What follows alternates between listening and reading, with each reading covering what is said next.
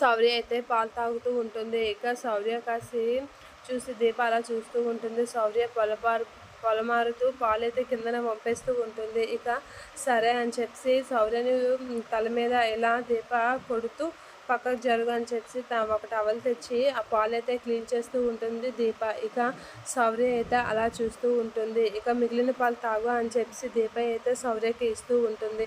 ఇక అది క్లీన్ చేశాక శౌర్య అయితే వాళ్ళ అమ్మతో ఇలా అడుగుతూ ఉంటుంది. అమ్మ, మనము పొలం మారితే ఎవరైనా మనల్ని తలిచినట్లుగా కదా, నన్ను ఎవరు తలుచుంటారు, నేను పొలం మారాను అనేత అంటూ ఉంటుంది. ఆ దీనికి దీప అయితే అలా కామ్గా ఏం మాట్లాడకుండా చూస్తూ ఉంటుంది. నన్ను నాన్నగట్ట తలుస్తున్నాడా ఏంటో అమ్మ అనేత అంటూ ఉంటుంది శౌర్య. ఆ మాటలకి దీప అయితే అలా ఆలోచిస్తూ ఉంటుంది. మీ నాన్నకి అలాంటివి లేవలే అని మనసులో అనుకుంటూ ఉంటుంది. నన్ను నాన్నే కదమ్మా తనుస్తాడు, నాన్న ఎక్కడున్నాడు అని అయితే శౌర్య అడుగుతూ ఉంటుంది. ఆ మాటలకి దీప తను హాస్పిటల్లో కార్తిక్కి నరసింహకి తనకి మధ్య జరిగిన డిస్కషన్ గురించి అయితే ఆలోచిస్తూ ఉంటుంది. ఇక శౌర్య అయితే అడుగుతూనే ఉంటుంది, నన్ను ఎవరు తలుచుంటారమ్మా అని అయితే అడుగుతూ ఉంటుంది.